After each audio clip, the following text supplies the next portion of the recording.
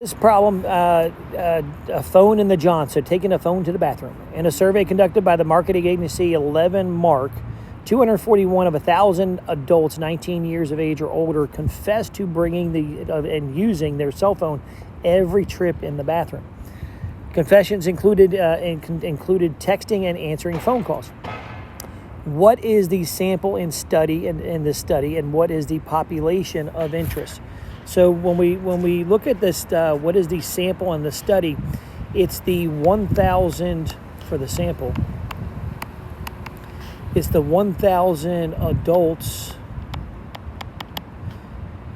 19 and up who confessed to using the John in their in the bathroom. What is the population? The population is pretty much going to be all adults age 19 and up. That's what the population is going to be bigger. What is the variable of interest in this study? Is basically it's, do you use your cell phone in the bathroom? Do you use cell phone in the John? And is it qualitative or quantitative? Remember, that goes back to the very beginning. In order for something to be quantitative, it's got to be a numerical summary, like a mean or something like that. Well, when you ask this survey question, they're either answering with a yes or a no. So that technically is a qualitative. So in this case, it is qualitative is what we're dealing with, because of the yes or no situation. Based on the result of the survey, obtain a point estimate for the proportion. Well, our point estimate would be our p-hat. Well, that's what they tell us up here, 241 over 1,000. So that would be 0.241 would be our point estimate. About 24% of them bring their admit to using their cell phones in the bathroom. They explain why the point estimate found in Part C is a statistic.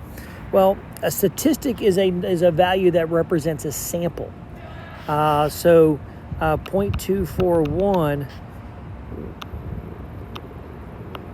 represents a sample. It doesn't represent the entire population, so that's why we get to say that it's a statistic. If it was a parameter which represents the population, that means they polled the whole United States, and in their case it'd be normal p is what it would be, as opposed to p-hat. And again, so there's the difference there. Why is it a random variable? What source of variability in the random variable? We'll talk about that a little bit more in class, because that way we can dissect that a little bit more. They asked us to construct and interpret a 95% confidence interval for this situation. Then what ensures the results of the study are representative of all 19-year-olds? Well, here we would kind of go through, when they did their survey, was it random? Were we greater than 10 when we did the n times p times 1 minus p? And then also in the standpoint of with the independence part, that it's representative of all. So as we look at our confidence interval, we're going to do a 1 prop z interval in the calculator. Here we get to put x is 241, n is 1,000, and then our confidence level, our C level, is 95%, 0.95. They tell us way down here.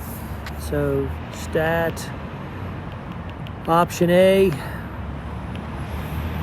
and then I get to put in 241, 1,000, 0.95. Hit enter a couple times, and I find out that it's 0.21449, comma 0.26751. So as we look at interpreting it, again, using the script I've used for multiple years now with my AP class. So there we go, finally got it to kick over.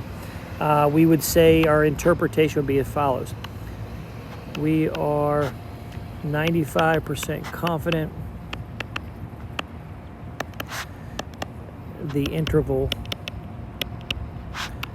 from 0.21449 to 0.26751 captures the true proportion or population proportion of adults 19 and up who admit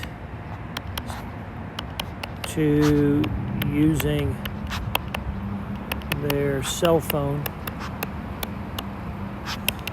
in the John.